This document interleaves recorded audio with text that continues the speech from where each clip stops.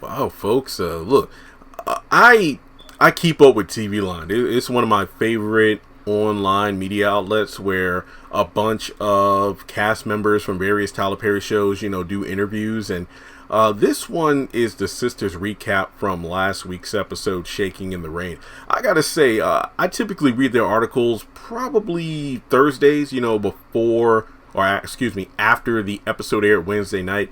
And, I do my reviews early in the morning, and then people will send me links. Hey, check out TVLine. So I gotta say, this was probably the most blunt and vicious episode recap I've ever seen. Cause I looked at, I'm like, damn, even the structure is different, and I actually like it. Like where they talk about the episode, they got like these asterisks or bullet points that pretty much separate the episodes. I mean, the different storylines of the episode. It reminds me of the BET website, BET.com, where they did Sisters recaps. If you go back, like type in season 1, episode 8 recap BET, and you go to the link, it'll show you like they did the same thing where the paragraphs were each, related to, hey, Danny's doing this or Sabrina's doing that. So I just wanted to talk about this article because I'm like, damn, this is pretty intense, but it's exactly what the fans are saying.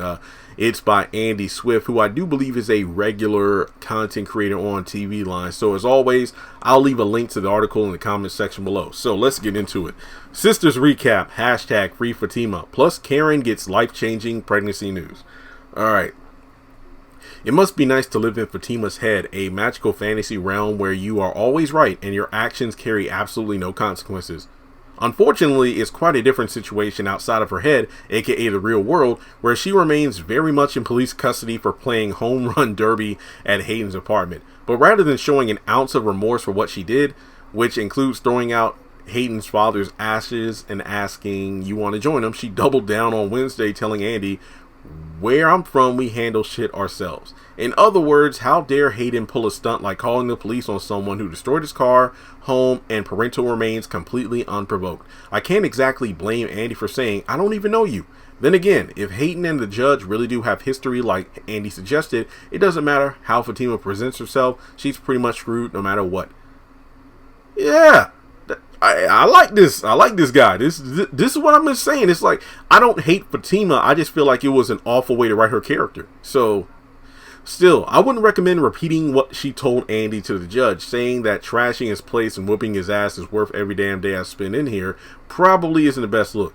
Unless this goes to trial and every member of her jury is Tyler Perry in a different costume, in which case it actually a great look. I ain't gonna lie. I find that, imagine a freaking jury of Medea, Joe, Heathrow, the dude in the wheelchair with the voice box.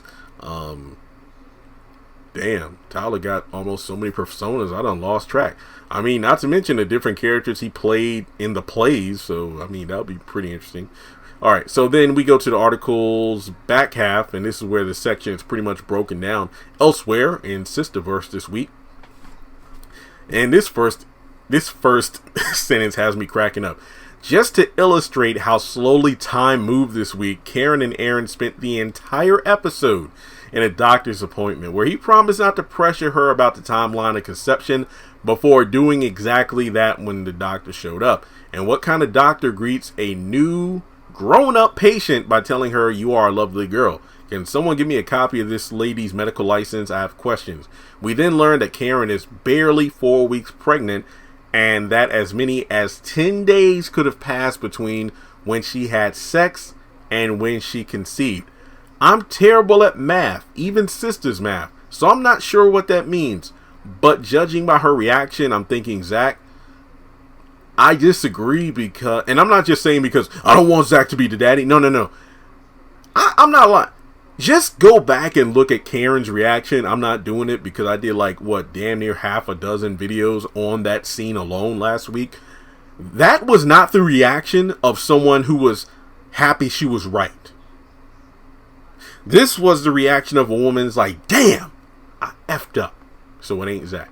Not to mention, when I read that sentence, can somebody give me a copy of this lady's medical license? All I thought about was Toy Story. I don't believe that man spent one day in medical school. All right. Next up, Was there really no one else Andy could hire to sweep her apartment for cameras and bugs other than El Fuego? I appreciate keeping him in Danny's orbit for dramatic effect, but even he admitted that his business barely qualifies as a tech company.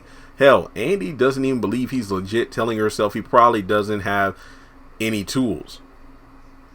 Okay, this will not end well. Meanwhile, Andy is making Gary jump through so many hoops to date her, he's practically ready to join the circus.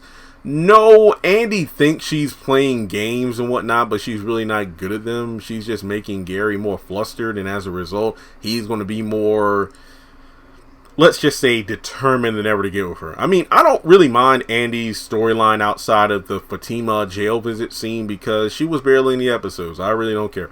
Well, yeah, the El Fuego thing, just like with Preston hanging out with Zach, is to just keep the character in the loop, and I don't mind that. But yeah, it's like, it was kind of messed up how she was patronizing him. I bet he don't even have no tools. Then what did you call him for? Okay. Next up, I joked last week that I will watch an entire episode of Sistas about Zach and Preston discussing sconches, and I almost got my wish this week. Their scenes felt like an HGTV home renovation show combined with terrible relationship advice. I lost it when Zach compared Danny to those sad dog commercials. You ever see Danny with her wig get wet?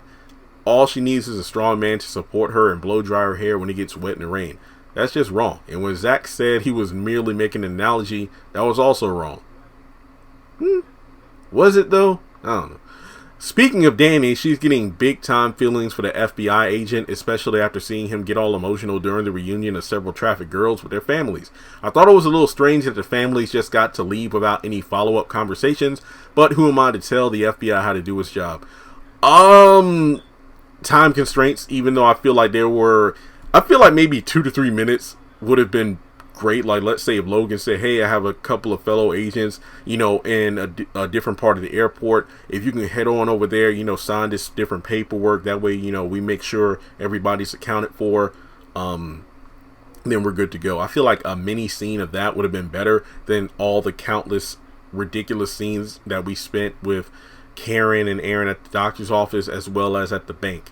But that's how Tyler Perry writes. And plus, these were extras. I mean, hell, in the next scene with Sabrina, I was actually shocked that the old man that she was talking to even got a line. He kind of whispered it, like, thank you, because typically we see like Sabrina or our main character talking to an extra and all they do is like shake their head. So there's that. All right. So last part. And then there's Sabrina, whose place of business now looks like a freaking Jumanji, thanks to Biles sending her a literal truckload of flowers. That, coupled with Sabrina's apparent glow, led Maurice to make a colorful assessment of her after-work behavior. 5:03, ho come out. 6:30, legs open. 9:12, the whole Karma, Santra, Midnight, it's a damn bat cave. I don't even know what that last one means. Then again, he's all for Sabrina dating a rich man, especially when Calvin can't even afford the batteries for her vibrator. Not that she should be taking dating advice from someone who's temporarily housing a man who robbed him at gunpoint. Choices. Okay, let's talk. Are you chanting free Fatima, or should she pay for her actions? What do you make of Andy's reaction to the news? I think he meant to say Karen's. What do you make of Karen's reaction to the news of her pregnancy timeline? And when will Maurice finally kick Q to the curb? Like I said, this is a pretty blunt and to the point TVLine article, which I hope they do more of. And it's not just because, trash the show, but it's better than reading a fluff piece. And I feel like this is the kind of content that I make, but at the same time, I give in, different ways that I feel, it could have been better. But, I point out the flaws and talk about the good. So there we go. But yeah, I feel like I highly recommend reading this for yourself. And hopefully this week's review has the same level of, I guess you could say, kick to it, because I enjoy this. So let me know your thoughts in the comment section below. I feel like a lot of people are becoming, for lack of a better phrase, tired of how the show is being written and whatnot. But like I said, season 4B is already in the books, and so is season 5. So it might continue the same trend. We'll just have to wait and see. So thanks so much for tuning in. Hit the thumbs up button to show you like the video. Follow me on social media. Links are in the description below. Hit subscribe and hit that bell icon to select all. That way you don't miss out whenever I post content on the channel.